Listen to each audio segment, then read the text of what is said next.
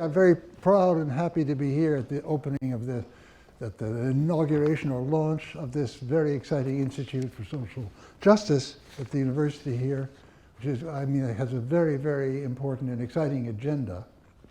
And I hope that what I'm going to talk about here relates, I think it does, but it may not be immediately evident that it relates to that agenda. So the language animal, I suppose students of philosophy here immediately smell Aristotle. It's another way of translating Aristotle's famous phrase about human beings being zoa echon logon, the animals possessing logos, which we sometimes have been tempted to translate rational animals, and I think that's too narrow, that we need to take the full stretch of language, so I'm calling us language animals.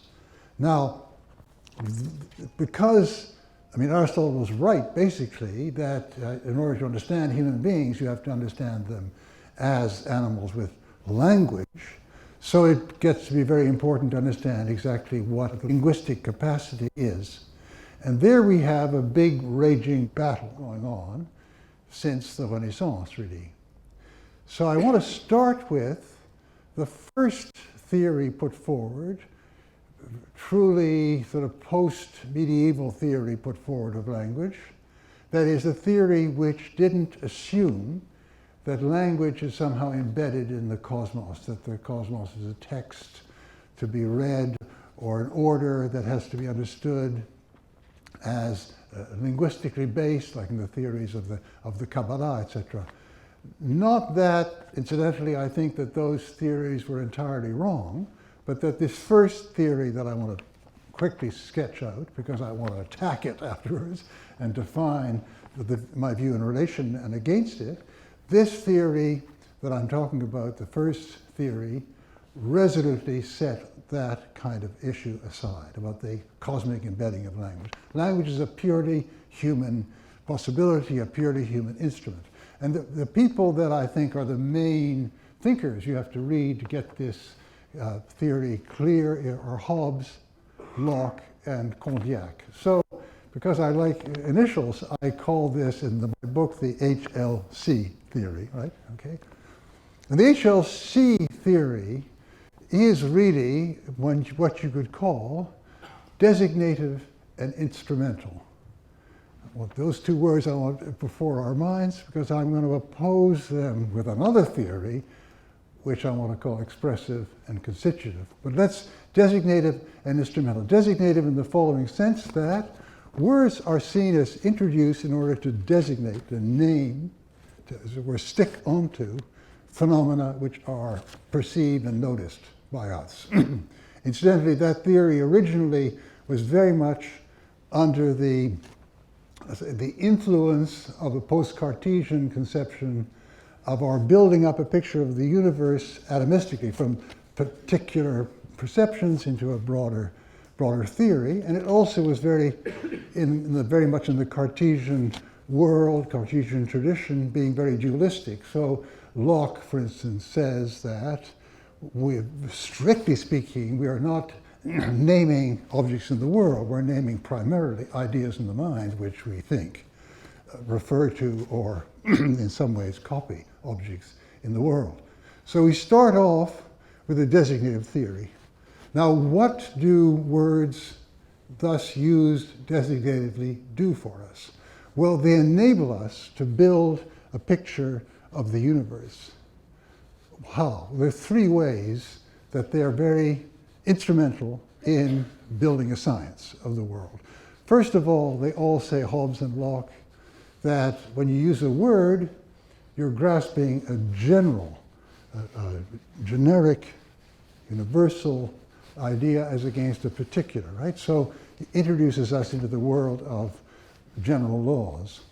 Secondly, these words can be combined in various ways, and the insights that we pick up in them can be combined to make a larger picture of the world. Thirdly, we can use them to communicate with others. And so the new science which people saw developing post-Galileo, which people already recognized was something that could only be done by collaboration, right? This can be facilitated by language in its facet of giving us the means to communicate our ideas to each other, right? So that is you can see that designative, the words designate some particular, each word some particular idea, but instrumental because they are very, very useful, indeed essential for an absolutely important and essential human function, which is grasping what the world is like, building a picture of the universe around us. Now, as against that, we have in the Romantic period, which is why the original, as I said, the original idea of the book was going to talk about Romantic poetics as well, and I hope to do that in a later book. It's precisely in the Romantic period that we get a reaction against that. So once again, I have triple initials for you. There are three H's in this case. Hamann, Herder, Humboldt. I could think of Heidegger, Hegel, but let's take those three, Hamann, Herder, Humboldt, which are the origin point of what I want to call the rival theory, the HHH theory. Hamann is perhaps the one who starts it off, but Herder developed already very important features of that. And this is what I want to call expressive-constitutive. But right away what strikes you is that it's not simply seeing language as an instrument. It sees the introduction of language, the rise and coming to be of language, as changing the way we live in the world. I mean, we're now tempted to use Heidegger, Merleau-Ponty type expressions about being in the world, être au monde. Language alters the way in which we live in the universe. So it's not simply an instrument which allows us to carry out previously existing goals. It is something which alters our gamut of goals, alters what we find essential to human life. So I want to get this idea across with another diptych of terms, expressive-constitutive. Well, let's expressive first.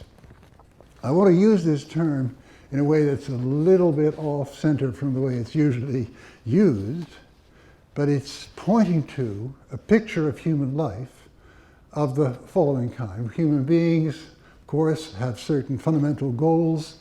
They understand themselves as having certain important potentialities, and they strive to realize these. As it were, a non-expressive theory would present this as something that's already obvious to us, something that we have a grasp of in our minds. The whole expressive theory, however, expressivist theory, sees this as something that develops, our understanding of our goals develops, and it develops partly, indeed largely through our trying to realize them, and then coming to have a better, realize in the sense of bring about, right? Realize in the sense of bringing into existence, but realize in the other sense of grasping is something that we begin to do after we start trying. So we get this very important picture of human life, very different from the earlier one, which you can see is utterly central to the philosophical tradition that comes downstream from the Romantics. For instance, in Hegel, it's very clear that this is an idea of the human existence, which starts off trying to realize itself in the sense of making itself real, and then comes to understand itself better and better. On this view, there's a kind of back and forth between attempts to realize and attempts to understand what we've been trying to do, leading to a further change in our understanding of what we're on about, which lead to further attempts, and so on. There's a back and forth, in other words, between, let's put it this way, what are our basic goals? How do we grasp our basic goals, our basic potentiality? Well, we move between two media in trying to understand them. The medium of language, of course, but also the medium of action, of enactment, right? So, I mean, let's just take a couple of examples that I think make this very, very obvious. That, for instance, we learn among our most important goals are that we learn as human beings are our most important ethical goals, ethical virtues, right? And how do we learn them. Well, let's think of the great teachers of history. Socrates, we have to start with Socrates. We're dealing with the philosophy descending from the Greeks, but also Jesus, the Buddha. We can go on and on with examples. And we have to ask ourselves, what is it, how do we get to really understand what they're on about? Well, without a certain dimension, which is the dimension of grasping an exemplar, human beings an exemplar, our understanding is very incomplete. Oh, Socrates says, the unexamined life isn't worth living. So the idea of the examined life is what we should be aiming at. Well, what is the examined life? You could imagine the jurors deciding whether to make him drink the hemlock. What's this examined life nonsense? I'm voting for the hemlock. But because they didn't really understand it, what do you need? One of the crucial things you need to understand it is to see what he was doing. That's we read the dialogues and we get an idea of what he means by the unexamined life. You have to read the New Testament to get an idea of what agape is about. You have to read about the life of the Buddha and all the different stories and so on in order to get an idea of what he's aiming at and so on. So we find that we can't really learn ethical goals without moving between, if you might, two media. The media of realization and exemplars that we can get either by meeting them or by reading about them or by stories about them on one hand, and an attempt to grasp in concepts what this is, what this goal is. And we're always moving back and forth. There's a kind of antiphonal relation between two languages, something that will come again and again and again in the theory I want to present to you, that an antiphonal relation between attempts to understand something in two media, the medium of action, the medium of description. Okay, expressive, that's what I mean by expressive. Well, now constitutive, and I think this is the really important point where we can see what's wrong with the HLC. Why constitutive? Well, because if you ask yourself what it is to understand some of these basic ethical predicates that we operate with, or any sort of fundamentally important human meanings that we operate with to describe ourselves, to prescribe certain actions, and so on, we find that we couldn't conceive that we would have an actual experience of feeling and as it were, grasping and understanding without the words.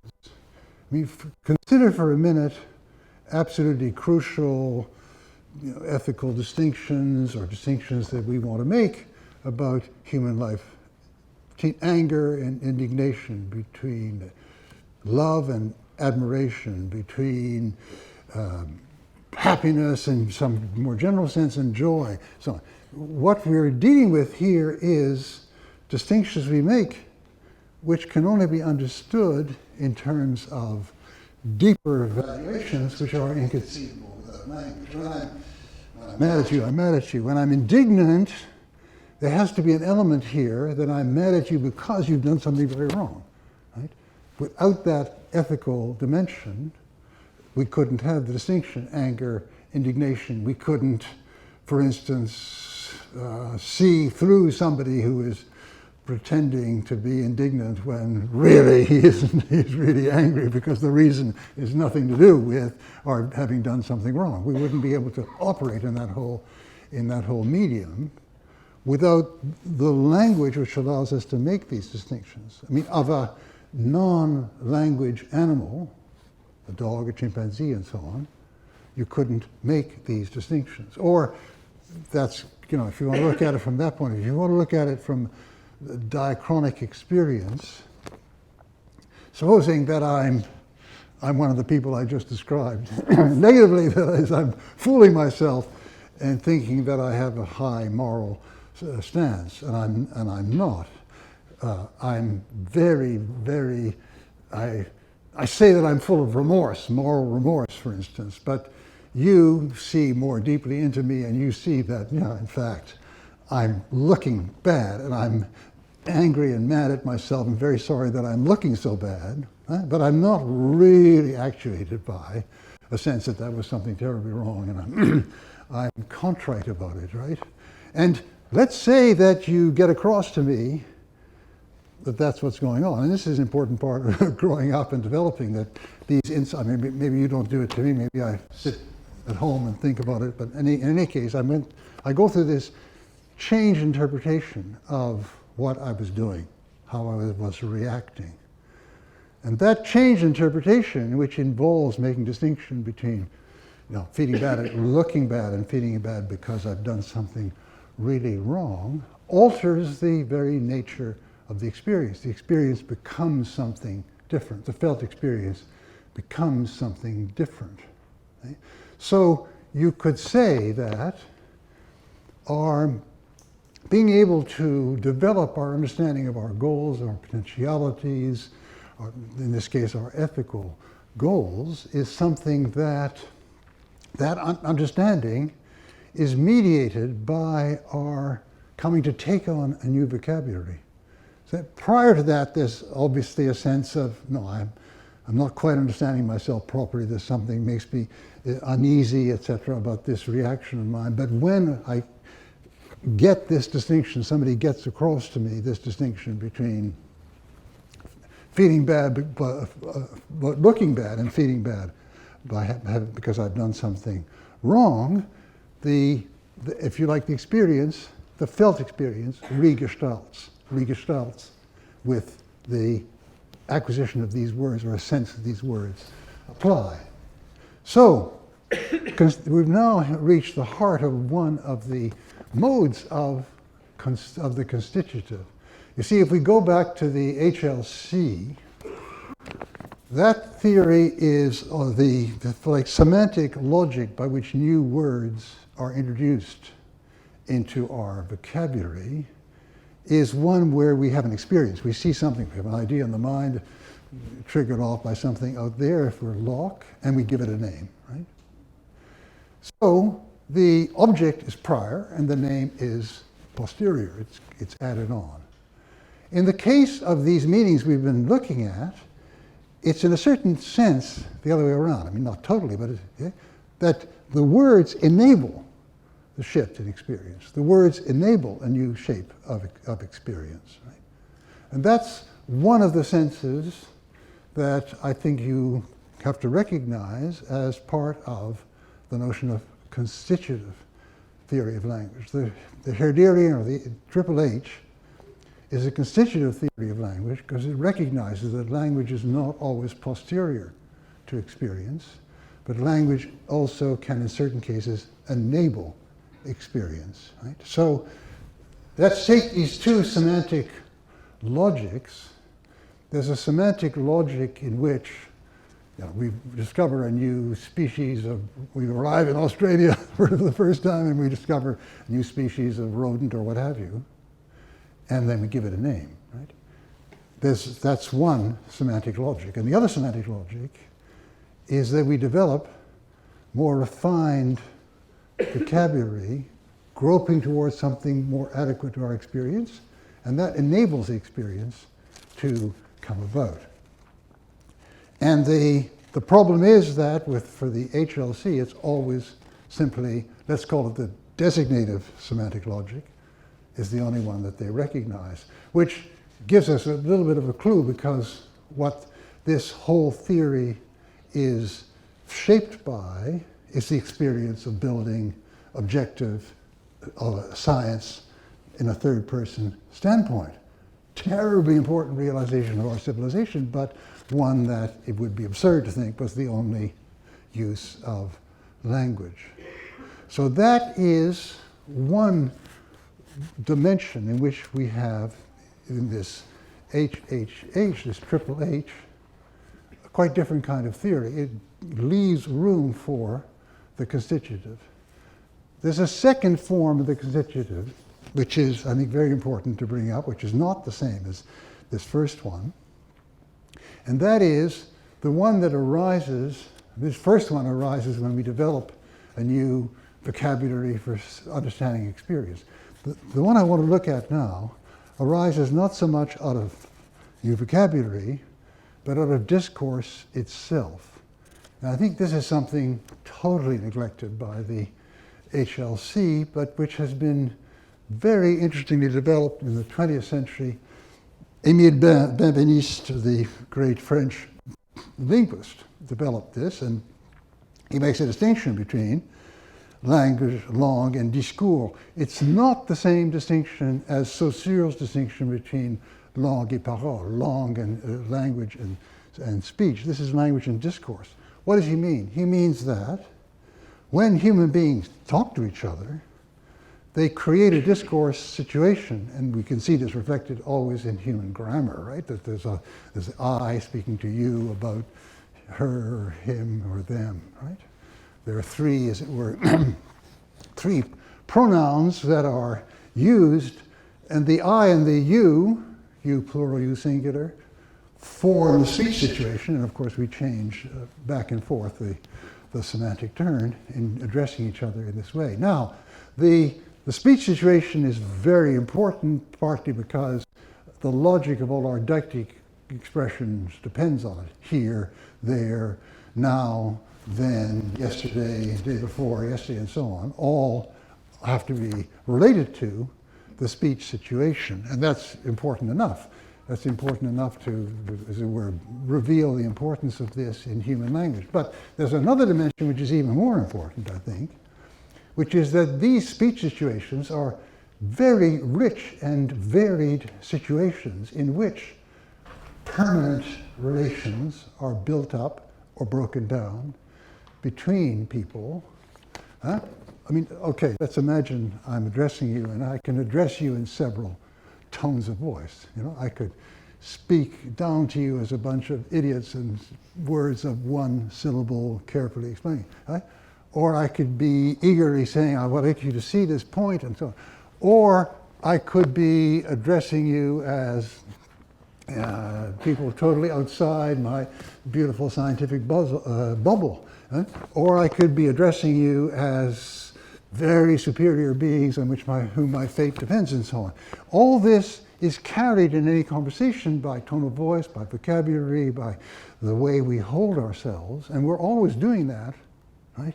I mean, think of what people call a avuncular relation. So I relate to you in an avuncular relation. I'm sort of kindly, but obviously the kindly uncle, and you better listen to my advice because I'm much wiser than you are. And you can reply, oh, thank you very much. This is very, very good, and so on. And you can reply in the nephew role, right? Okay, but what's interesting about language is that you can also rebel.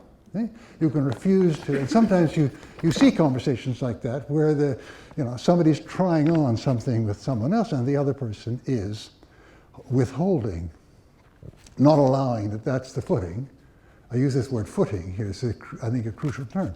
Not allowing that's the footing on which we're going to be together, no.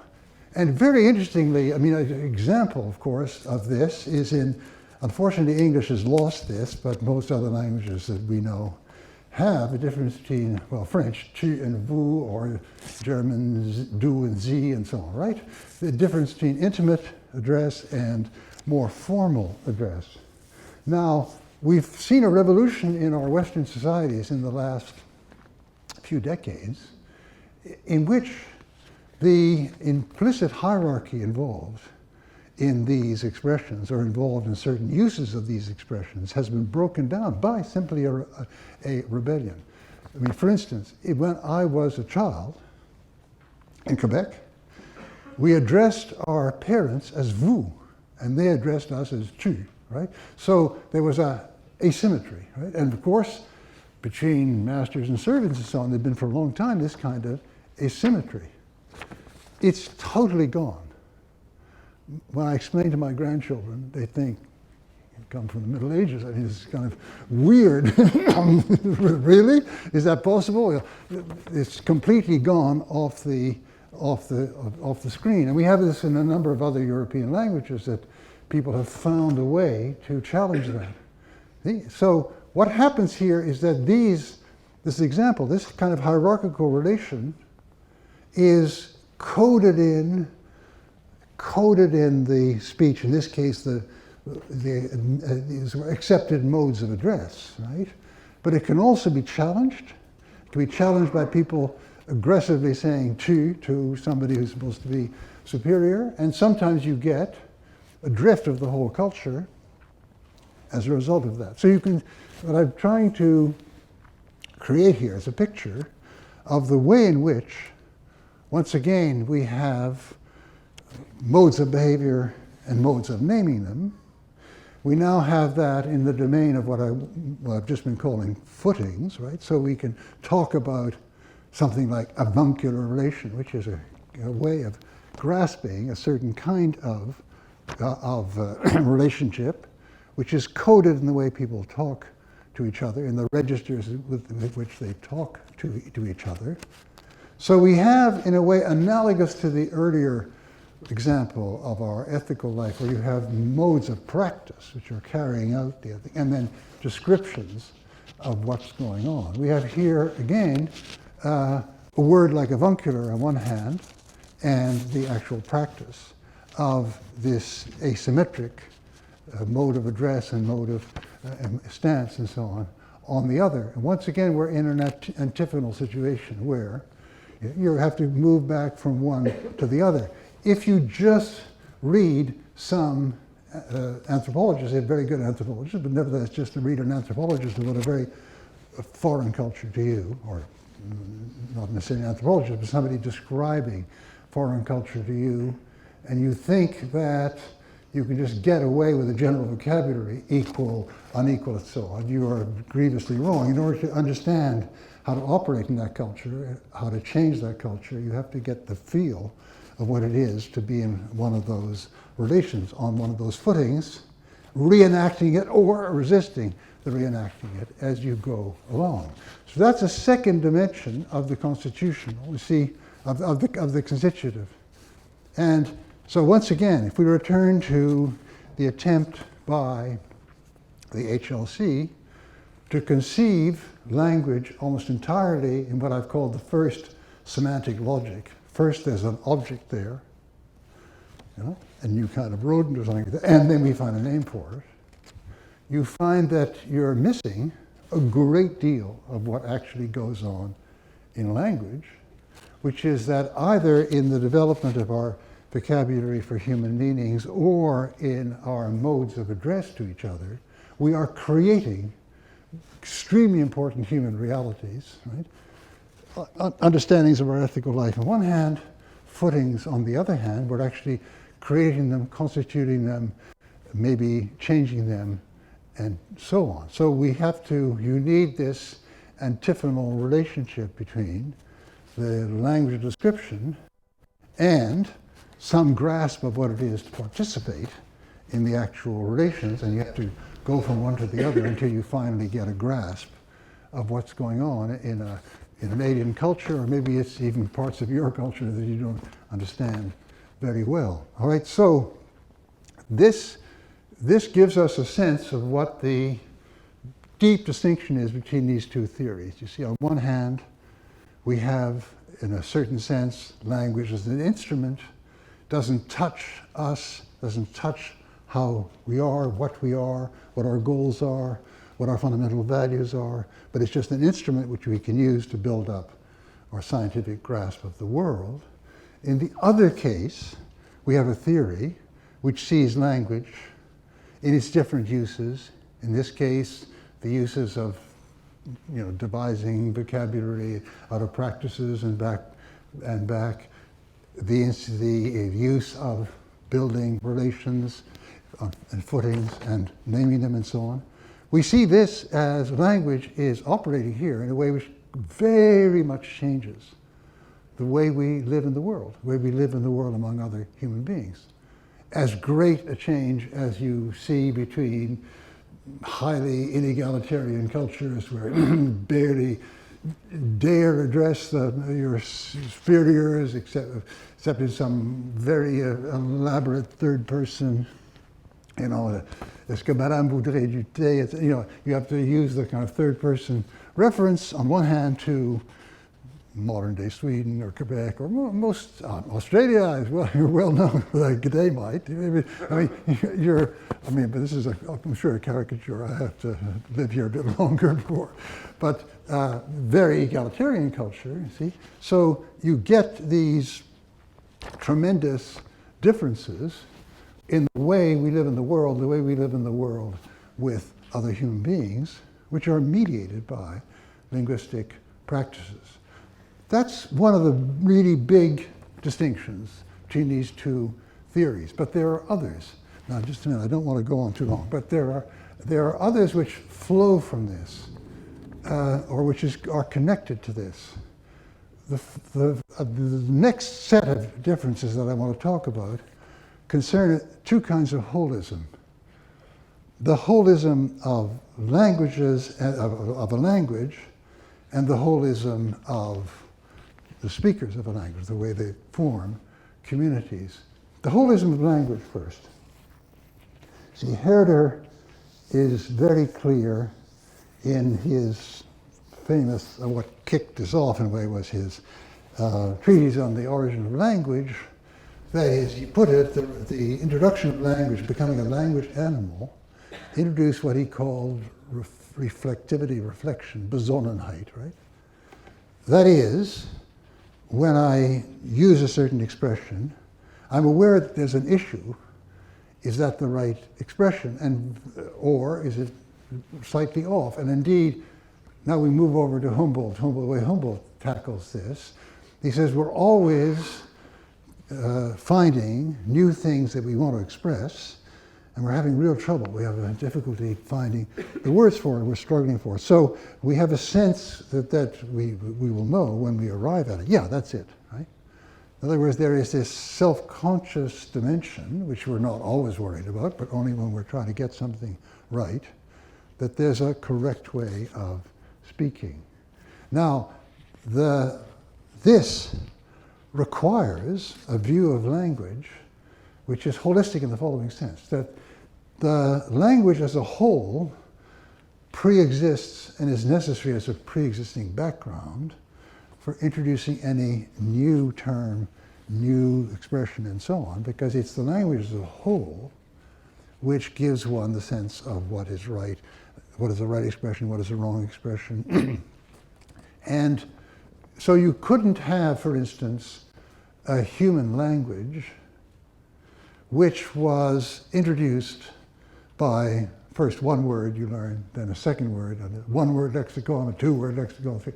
That's really not conceivable, which means that if we want to look at ontogenesis, we have to recognize that in the course of moving from the child's first word to full language, something changes in what's going on. I want to talk about that in a minute, right?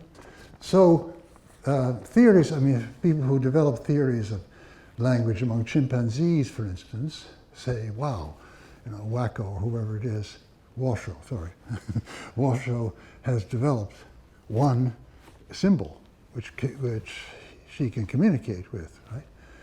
That's totally unlike human language. Animals can learn tricks. You say newspaper and the dog goes to fetch the newspaper, and then you say slippers and the dog may go to fetch the slippers, and you can build up one by one. Human language is not like that. So, this is of course what Saussure and so on have been telling us. There is a holism of language which tells us something very important about the nature of language. But then there also is something else. There's a holism, as it were, between human beings. And let's now go back to the ontogenetic question. Here we have recent work by people like Tomasello and Jerome Bruner and so on, studying very closely the learning of language among children. And this is well after Herder and Humboldt, although Herder and Humboldt were very clear that language is something between human beings, that language is continuously nourished in conversation. But here we get an even clearer view of that. Tomasello makes this point, that children only learn language out of what he calls joint attention frames, where the mother and the child, the father and the child, the caretaker and the child are focusing on the same thing together. It's very hard to find analogs, even in very close relatives of ours, among the great apes. That is, of their directing attention so that we're both focusing together on this object. Joint attention frames, you might say some kind of, I would like to argue, some kind of communion exists between the parent or the guardian or the older person teaching language and the child. And out of that comes the learning of language. So it's not at all, again, like the HLC assumed. I have an idea in my mind, I clothe it in a word and I send it on to you and you pick it up. On the contrary, there is this, we sense this all the time in human life. When we're really having a conversation, we're getting at something together. Okay, let me give you an example I think illustrates this. I mean, it's for us and not for me and for you. So, I'm the Russian foreign minister and I'm saying to you, Lavrov, the Ukrainians shot down the Malaysian Airlines plane. Now, I'm lying. You, Australian foreign minister, whatever, know I'm lying. I know that you know I'm lying. You know that I know that you know, and so on. But it's very different from bringing it out, right? So there's a difference between I know that you know that I know that you know, etc. on one hand, and it's being something out there between us, which would happen if I admit, okay, we all make mistakes. We didn't know these bohos would shoot anything out of the sky. We're very sorry, etc. Not likely to happen, but you can see that there's a huge difference. And in the normal human conversation, what we're talking about is for us and not for me, for you, and you know it's for me, and I know that you know and I know, etc. And it's that feature of language which is there from the very beginning. So you might even argue, as Alison Gopnik does in his very interesting book, The Philosophical Baby, you can even argue that, in a certain sense, in human identities, the we precedes the I. That children learn a certain description of the world around them, and that is the description. Not my description, your description, but the description. And out of that, they evolve a sense of, well, there are different points of view. They come later. So they get this fascinating experiment. I don't know if you've seen this, that with children, they bring in boxes which look as though they contain Smarties, but actually when they rip them open, they contain pencils, right? So first group of children go through this disappointing experience. Then they're put in the kind of bleachers watching as another group come in. And the experimenters ask the watching children, what do these kids think are in the boxes? Below a certain age, they say pencils, right? Above a certain age, they say, oh, these poor kids, they think they're Smarties, they're going to be very easy. Because that as the evolution gets to the point where you begin to understand that within the common language there are different standpoints, right? And this goes along with the development of the full human identity, the sense of control of your life, past and the future you can relate, and so on. So you might almost argue that the we consciousness, or maybe it's not even we, it's the consciousness of the world, the picture of the world, is prior to our having a sense of, here, we're all looking at it from our own point of view. And if I'm going to convince you, I have to put it in ways that you can understand and so on. So there again, we have something totally off the radar, if you like, of the HLC, but something that is not only anticipated by Humboldt, for instance, the famous Hölderlin poem, Seit ein Gespräch wir sind, we are since a conversation, we are, right? As we human beings are, but here, the latest scientific research shows that that is what is actually going on, and that the most important, a tremendously important feature in the evolution of language in hominids and human beings is precisely these emotional capacities to feel in communion with other people, to feel that we are together in this. Without that, we wouldn't be able to hand language on. All right. So you can see that as we move through the avenues that the HHH, the Triple H, opens out for us to explore language, we see more and more that it's not simply an instrument. Now, why is the idea that it is simply an instrument so tremendously powerful? Which you can see because a whole lot of people, when they take up the question of language, are really assuming that what language is for is encoding information, right? That's what it's all about, it's encoding information. So you get, and tremendously interesting stuff is written on that assumption, and some of it is very, very useful. For instance, the tremendously important attempt to understand how we encode and how we develop grammars, and the Chomskyan idea, whether the grammars are all very, very similar and involve ringing certain recognized changes or not, with the corresponding distinction between competence and performance and so on. All these things are developed, and some of them are very interesting, but they're all based on the idea that what language is all about, what it's for, is encoding information. Now, if you think of the requirements of what we think of as a modern science of the world, or even a science of human beings carried out in the stance of natural science, where observers are looking at the objects, and the objects can be human beings behaving and developing theories about that, then it's got to be according to the semantic logic that's laid down by the HLC. First, the object is there, and we examine it closely, and then we find terms that can allow us to describe, predict, and eventually control, and so on. So if that's all that, if you have that as a primary goal, you're always going to return to that particular view of language, which is fine.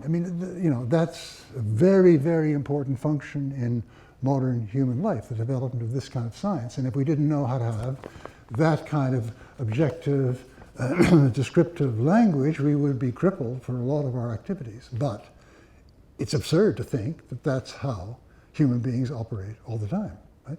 That language also has all these other places in human life, right?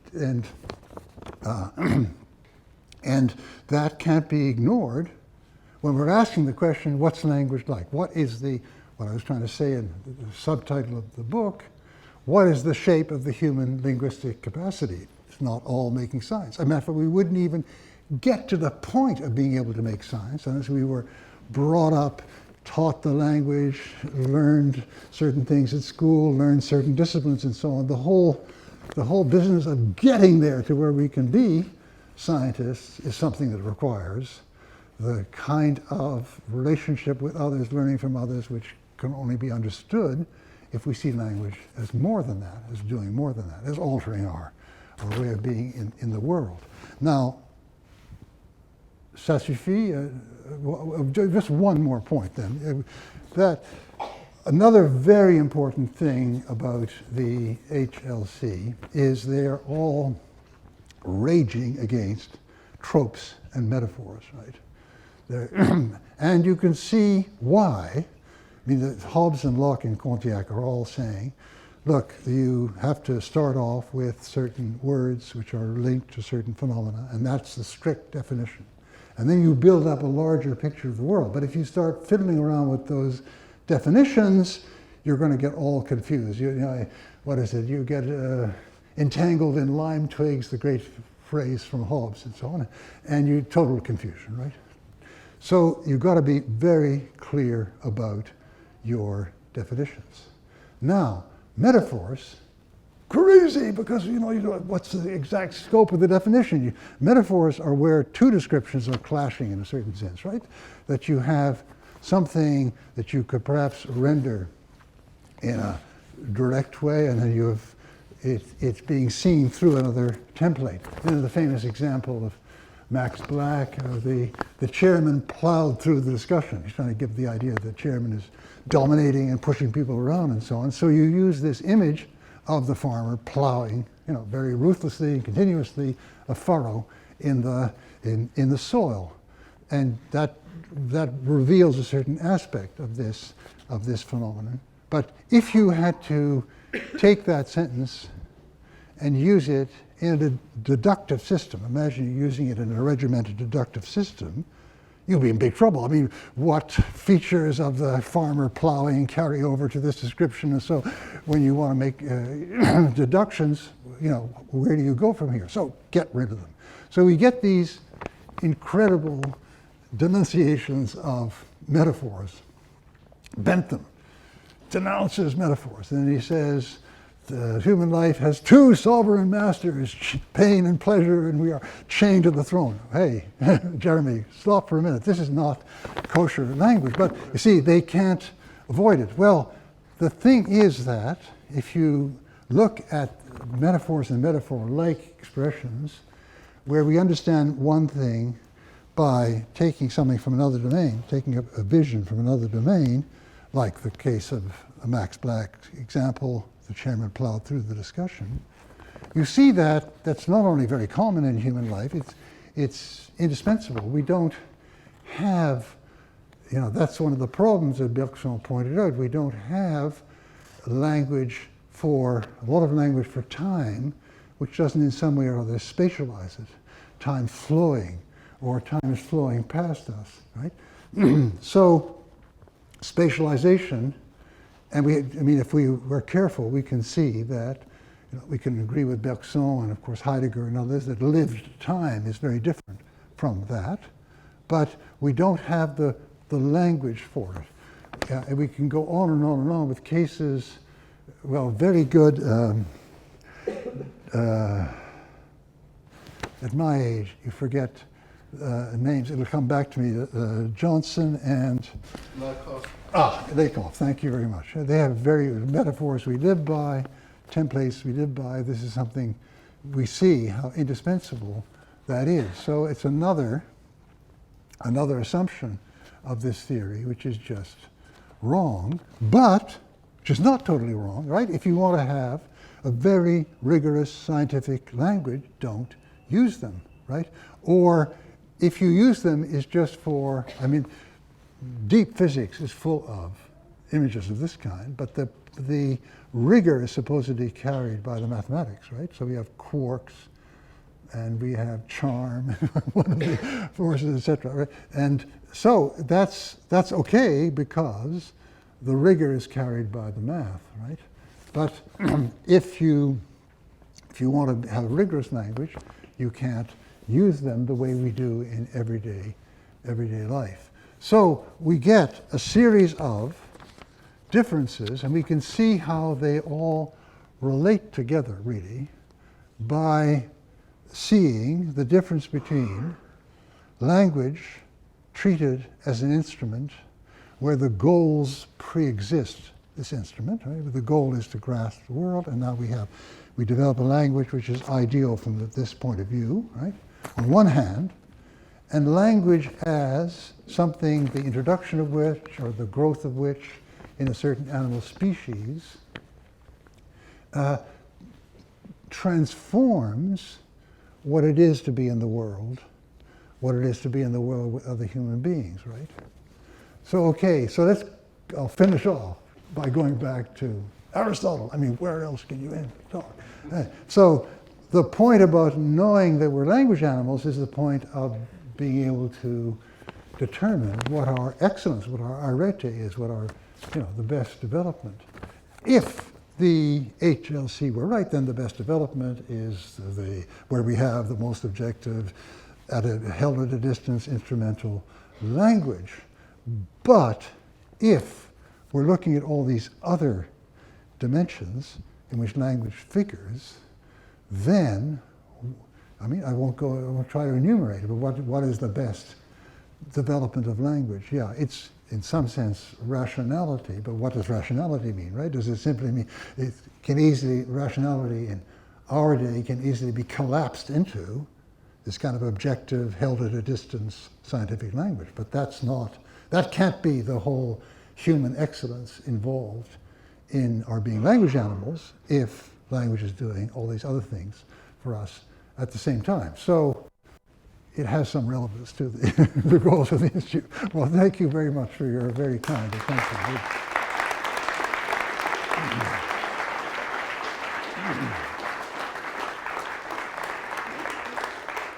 We'll pass around a microphone to anyone who would like to begin.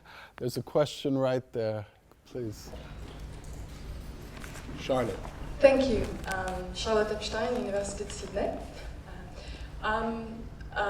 I really enjoy your persistent effort to rehabilitate language at a time where I do find that in some parts of thought it is disappearing from sight in favor of things material, etc., etc. I would perhaps like to rebel with by making 2 points on either side of the distinction you make. The first one concerns the HLC side of things, and in particular your interpretation, or what I would like to decouple a little more, is the way you associate Hobbes with Locke and Condillac. Because it seems to me, in my reading of Hobbes, that there is something not just trivial, but absolutely central to Hobbes' thinking that has to do with constitution and this constitutiveness. So I completely follow you with the sort of scientific language and the science. However, there's a crucial difference, and Hobbes is the one who makes it by creating a science of the political, right? And there is, it seems to me, something that the Leviathan, that which it follows from the signing of the contract, does, which is absolutely constitutive in language terms, right? Without the Leviathan, the good means what's good for me. After the Leviathan fixes the signifier good to something that we can all understand, and that's profoundly constitutive. So in my understanding, I perhaps would bring Hobbes closer to the other side. There's something central to this constitution, and it has to do with language, and that's why I also think that Hobbes does make language central to us as political animals. So that's on that side. And the other side is that since I know you were working on the Romantics, but then you veered into the 20th century and the linguists, and then it did make me wonder, certainly on the constitutive side, why you then stopped at the linguists and didn't include someone like Lacan, right? For whom the symbolic, the signifier, and all that is absolutely preceding and previous and already there, and the child is born into something and the signifier then becomes determinant of our entire existence and our experience of the world.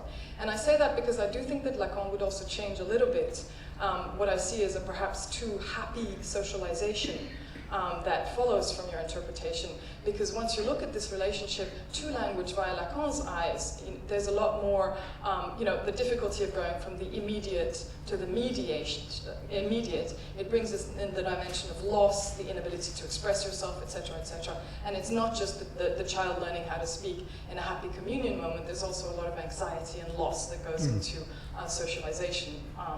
So that was just to mix things up. Yeah. Okay. Thanks very much. I think it's two very important points. Now, on the Hobbes side, I would say that there's something like the constitutive, but it collapses into the stipulative.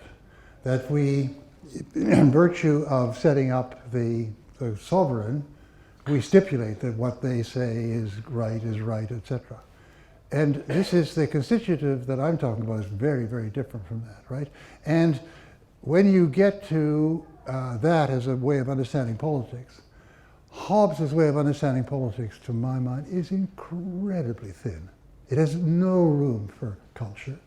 It has no room for the understanding that develops in tribal life and so on. It's all based on an atomism that nobody ever lived, but that is assumed as, it's shot out of some theoretical space. So I don't feel, I see there's another kind of constitutive going on here, but it's very different from the constitutive that I'm talking about.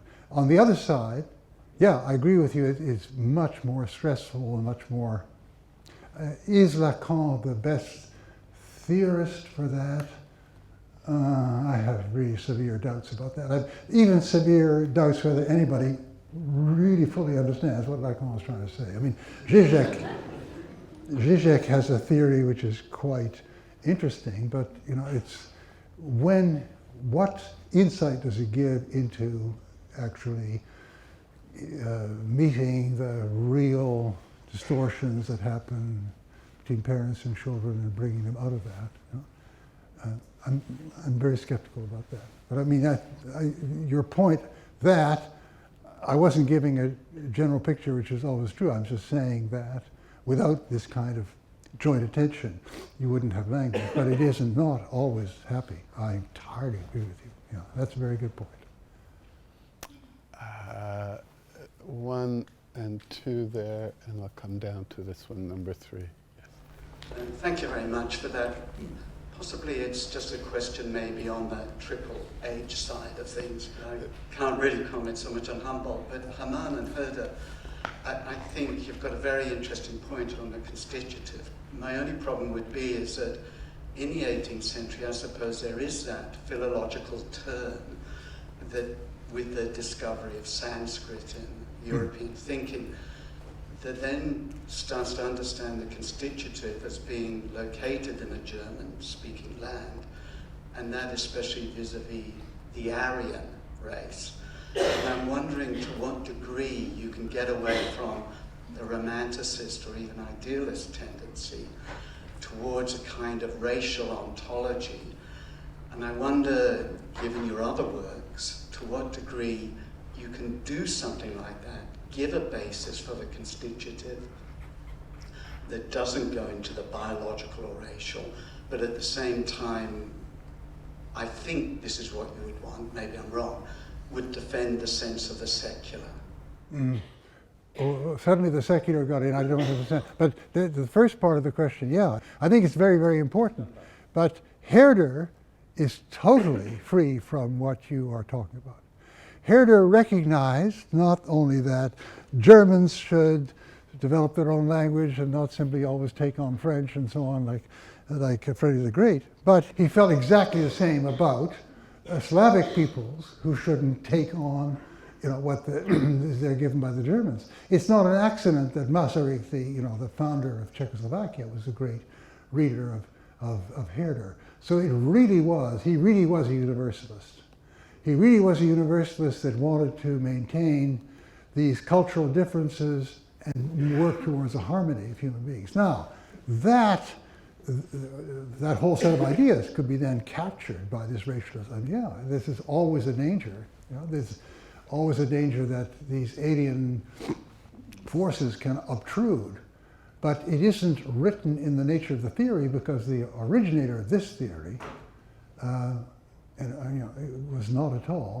didn't at all deserve any of those strictures.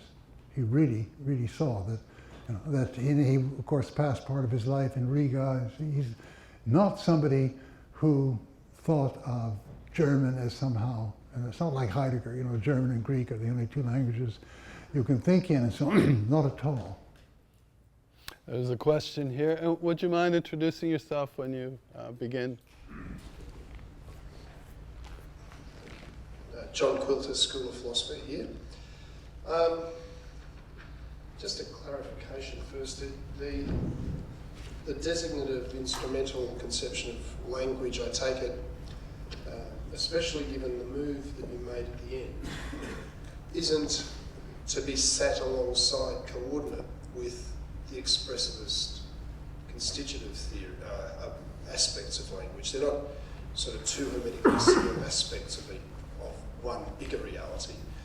I take it the thought is that the constitutive expressive stuff is deeper and provides more explanatory power for even the designative aspects. So the question I have is this. Take someone like Blackburn, who accommodates a lot of the sort of thing that you're observing about constitutive and expressive aspects of language into a bigger designative picture, but shunts it off into the subjective. So a question I have there is, what do you do with truth to take on that question? Yeah. Okay. That's a very important question. That obviously, here I'm going to disagree with Simon in many respects. A lot of his work I find very, very, very useful. That when you're coming to these, what I call human meanings earlier, the ethical meanings and so on, it could easily look like, because the change of vocabulary changes the experience, it could easily look like there isn't any objectivity here at all. There is just whatever seems to me to be sort of meaningful and insightful, that dictates the nature of this experience of these goals for me, and that's the end of it. But that's plainly not the case, because there are two issues of truth, two issues of objectivity here that always impinge. Number one, there's a descriptive one. You remember I said earlier that imagining the case where I think that I'm reacting out of remorse for what I did, and actually I'm worried about my image, right? That is either a discovery or a false. I mean, when I make that discovery, it either is valid or not valid. The second dimension is that obviously we want to say that our basic notions of what's right and wrong, that there is a truth or a basic right and wrong about that. Now, we could go into, it would take a whole other lecture to talk about how exactly we apply reason here.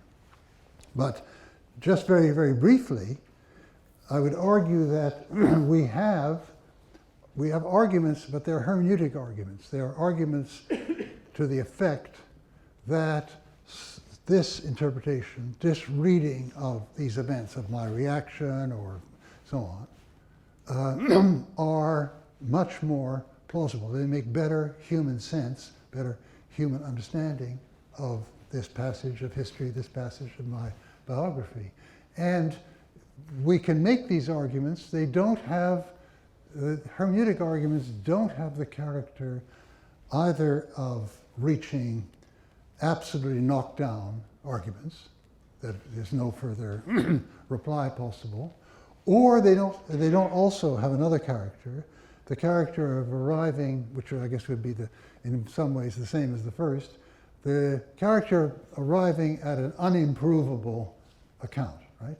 That no further remarks can be made, no further consideration can be put forward, saying that's not really satisfactory interpretation, let's move it a little bit this way in order to get closer to the reality. So, and in that way, it's felt to be very unsatisfactory by people for whom the hermeneutic is irredeemably messy, uncertain, and so on. But it's the nature of human beings that we're stuck with that. We're always dealing with an attempt to understand ourselves and each other. And we never can arrive at knockdown arguments, but we can arrive at the perception that this account takes it more into account, deals more with the situation, makes more human sense of the situation than that account. Over here. But you're next. Thanks very much for your address, Professor Taylor. Robert Gascoigne, Theology, ACU. Thank you. It's well known that you've made very significant contributions to the debate about multiculturalism, both at an academic level and in terms of public debate in Canada.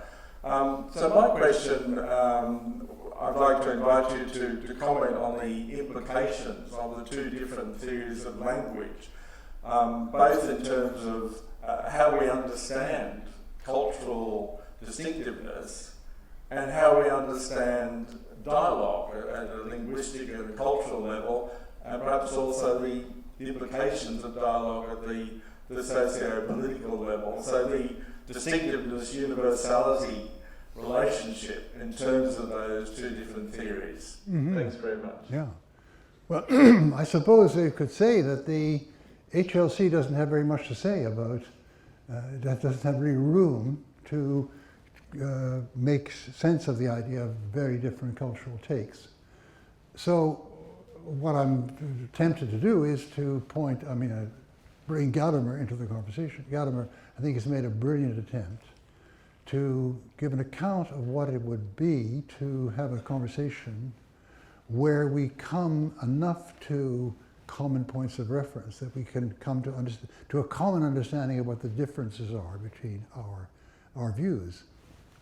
And I suppose you could say that the sense that languages encode a worldview and they can be different from each other is inseparable from the HHH. I mean, indeed, that's what Herder was talking about the whole time. You know, I mean, I'll be autobiographical. I'm onto this because I was brought up in Montreal, right? There were two languages, and a lot of people didn't understand the other at all, right? But Anglophones tended to say, well, language is just for communication, you know, more people speak English than speak French around here, so why don't you French people drop all this stuff and speak English, and then we can understand each other, right? And Québécois said, no, I mean, the language is a way, it's a sense of humor, it's a whole way of experiencing the world. So I sat there and I realized these guys are right. The Francophones are right here. This is so evident that they were misunderstanding each other or passing each other by. Yeah. But that very, privileged position, very painful and sometimes, a privileged position I was primed to read Herder by my childhood, right? And when I read Herder, wow. Back here? Yeah. Yes, yes.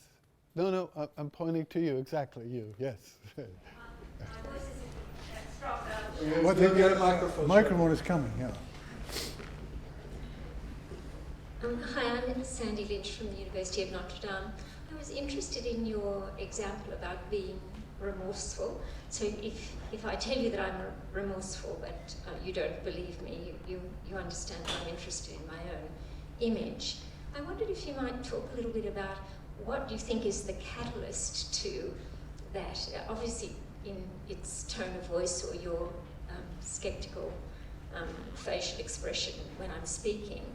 But if you compare that, what sets that off by comparison with the example of the mother and the baby, sort of, and that I think is about kind of playing in what's referred to as the in-between, between the mother and the child. I wondered if you might talk just a little bit about what the catalysts are for that. You know, is it dissonance? Is it play? Is it more things? Yeah. Well, I think that we develop. I mean, there are, of course. I mean, to get back to your earlier question, there are blockages in this, which we sometimes use the word autism for, right? Where people don't get to pick up those signals, right? But if in most cases, from the very beginning, both parties are very sensitive to what's going on in the interlocutor, and just in our ordinary conversations, we may be blocking it out, not because we're not interested in that, we're interested in me cutting a deal and so on, but when we want to, we can pick up a tremendous amount of what's going on, what the emotions are, the uncertainties, the real conviction is against just pro forma conviction and so on. We're really, human beings are, almost say, programmed to do that. Because we couldn't have the kind of relationships we have in human life without that. You know? We couldn't have a real love relation if you aren't picking these things up all the time. So I don't think there's any particular catalyst. I mean, it can be through play, as very often is with a caretaker and a child, but there are all sorts of other ways in which we pick things up. And even involuntarily, we find ourselves thinking this person is really sincere, this person is phony, and so as we hear them talk, you can't stop yourself. You go, oh, I don't want to judge, but you can't help picking up this information. There's a question back there first, and yeah. My name is Matt. I'm not from the university. Welcome. The elder who gave the welcome to country, Jennifer Newman, a Wiradjuri lady, she mentioned an officer, William Dawes. He was an astronomer and a man of the Enlightenment very much. But I think he probably didn't get much out of HLC when he was doing language with a young lady. Her name was Berggruen. And he learned so many amazing words. I don't know how to pronounce this. Who are you talking about? Okay, so there's an Indigenous woman. Oh, yes. In 1788. Okay. She's maybe 13 years old. Her name is Berggruen. She's an Eora woman. Yeah. And she tells him about 2,000 words and phrases. One of the words is, I don't know how to pronounce it, but it means the warmth that comes when you put your back of your hand to the fire and you transfer it to another person's cheek. There's one word for that. Mm-hmm. Now, HCL would just give nothing for that. Why would you invest in learning that word? But I just wonder if William Dawes, and we know him to be an evangelical, got more out of AME rather than, which would be Abraham, Moses and Elijah, and their foundational stories that God said to Adam and Eve, you name the animals. Yeah. And what you name them, that will be their name. I will be the semantic guarantor, but you name them. And so when you meet a girl called Berggruen on the other side of the planet, and she says, this is the word for this thing, that has meaning. There's already there's a common semantic denomination that they can both bank on there. Am I right in thinking that or not? Well, yeah, but sorry, that original Genesis passage can be understood in two very different ways, right? Now, when I was talking about earlier about in the High Renaissance, there were these ideas of a cosmically embedded language. Someone like Flood understood that passage to mean that Adam had a real insight into the nature of things, right? So that, so that's why, what he named them. So the name was not simply a name. The name was a way of grasping the very essence of the thing concerned. If then you flip ahead to the demise of that kind of outlook, and you get the Bible passages read rather like the Sovereign in Hobbes. This is it, boy, right? This is the meaning, right? And then the thing goes totally dead. I mean, there isn't, that language is purely designative language. And of course, that lies behind, when you go to an extreme, it lies behind biblical fundamentalism, which we, on our continent, is wafting north from the great neighbor to the south. And that, of course, is, I think, I'm theological neophyte or challenges all, but it seems to me to be theologically insane. I mean, nothing to do with what the Bible is as a text. So I think, I don't know about this evangelical reverence you're talking about. I don't know which side of the fence he's on, but quite likely he could be on the, what I consider the wrong side, the purely designative side, and then you can see the tremendous difference between that, why that concept becomes a concept. It's not the concept that's going to fit into that kind of objective scientific theory. It's a concept which can as it were, both hook you into and therefore transform you what goes on between human beings in that kind of situation, you know. And that's where we get, you see, that this whole HHH, then it slides into the basis for a theory of poetics in which this idea of reconnecting to the universe. You've had it with Wordsworth, you've had it with Hölderlin, you see. You know, there's a whole set of, next lecture, In 5 years' time, I'll come. So 3 questions I'll take. There's one here, there's one here, and one here. So kind of like a little line right here, and we'll end there. Who's first? Paul Oslington from Alpha Christus College, Pentecostal College in Parramatta. My question's about the discussion at the beginning about the sort of animal we are. And as a comment, Adam Smith's take on that is that we're animal, there's a lot of similarity between the way language works and the way markets and trade work. And the thing that's distinctive about us is sort of an animal that trades purposely with others. And Smith wrote a lot about those sort of analogies.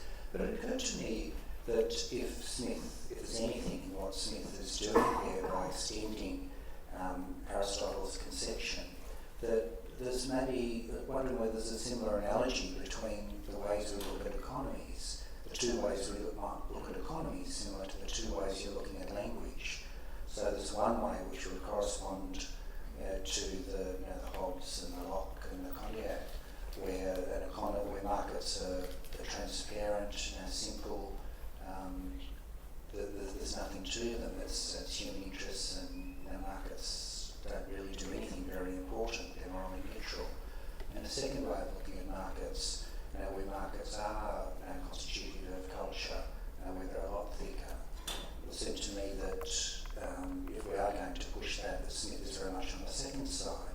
But I was wondering whether you had any thoughts on whether Smith's extension of that has anything in it, and whether, if so, there might be a similar way of looking at economies as we look at languages. Yeah, well, I mean, really the answer is yes and no, because what do we mean by culture and what do we mean by cultural difference? There's a huge difference between a culture in which what we understand as markets operate, where I don't need any kind of thick or intimate or powerful relationship to you. We just, you're selling a pig and I'm buying, and we haggle and we get a price and I walk away, on one hand.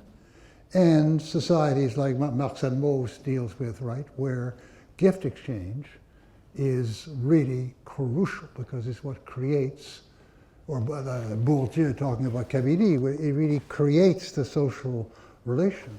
So what was needed in order to develop modern markets is a thinning out of these relationships, right? And therefore the creation of something which we can consider as a kind of mechanism just operating on its own without any, as it were, moral connection or emotional connection. And it's very important that we live in a civilization in which there are all sorts of structures of that kind, including bureaucratic structures and market structures, so that we're very different from the kind of people that Marcel Mauss wrote about. Okay, but then, maybe we're not, we've lost something very, very considerable there. We've lost a sense of the gift exchange. Not that we could replace our entire economy that goes through markets with gift exchange, but we've lost, I think, some of the deeper human value, even theological value, of understanding the gift exchange, which is kind of pushed to the margins. In Christmas time you give Aunt Mabel something or other, and she gives you something or other, and so on. But it's not as, to use this expression that Clifford Geertz uses, is not as thick a set of customs as the original gift exchange. But we really need to understand how markets evolved beyond, in a terrain, leaving behind them gift exchange, in order to see the gains and losses. And there are tons of losses. Please.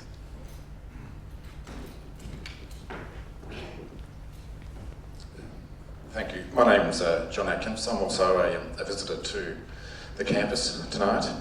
What I'd like to ask you is what you think the expressivist view of language has to offer in terms of critique of political discourse today. I refer, for example, to discussions and debates, for example, in economics, where words have a moral dimension. So debt is bad, deficit is bad, tax is bad. It seems that these notions not only have a moral dimension, but they're also tied up with a particular theory. Yeah. And so I was just wondering, in terms of the language that's used, the language is not used to reveal, rather it's revealed to mask and to manipulate. And it seems to me that that's the primary aspect of political debates today. So my question to you is how, in terms of your concept of language and how language could be used more usefully or illuminatingly, how can that provide a critique for the highly manipulative and distortive way that language is used, particularly by politicians? Yeah, well, it doesn't necessarily, in one way it does, in one way it doesn't. I mean, I entirely agree with you, because I think we probably share our views about the current understanding of our society. And I think that it's definitely, it vehicles a certain false conception of the world in which we live, and it carries it forward. So that is something that an HLC thinker could grasp, right? Because you take it word by word. Someone like Orwell, someone is, you don't have to be a proponent of the other theory. But there's another dimension of that, which is the whole stance towards the world, which is vehicled by certain politicians as they speak. I mean, I won't mention Donald Trump; it's got an extreme case, but I mean, right, that some people just ooze insincerity, lies, triviality, and putting something over on you. Now that is a really expressive dimension there, the way in which you're not just imparting information, in this case false information, by using the word tax, etc., because you're as it were, referencing a theory which you want to give people the impression that everyone believes in order that they believe it. You're not just doing that, but you're also expressing what you are as a human being and so on. And that dimension of the analysis, really you need the expressivist theory to do, yeah. The last question here. Thank you very much, Professor Taylor. Very much enjoyed everything you've said and everything you've written. In one of your books, you mentioned that the articulation of values is an important thing. In our secular society, how do you see language contributing to fullness in our secular society? Well, yeah, I mean, maybe we have a different notion of a secular society. My notion of modern secularity is that it's primarily to be understood in terms of pluralism. That is, we're not living in religiously monochrome societies anymore, right? So what we have to do is we have to create an understanding of really fundamental principles of our society, such that people could, and we hope will, subscribe to them from very different, stances towards the universe, sense of deep value, etc. Right? So we have to develop this common, political ethic, if you like, and that is something which we still are having big trouble doing. Right? That because we're blown off course by, of course, sometimes very powerful interests. We're blown off course also by cultural fear, which arises and is arising more and more in Western type societies, right? Before certain kinds of outsiders. And this is where the big battle goes on for, returning to and getting a grasp of our fundamental ethic so that we don't scapegoat, we don't, put stereotypes onto people from the outside, and Muslims dangerous and so on, where we have to fight, very hard. I want to thank Professor Taylor for this magnificent talk and performance. Thank you.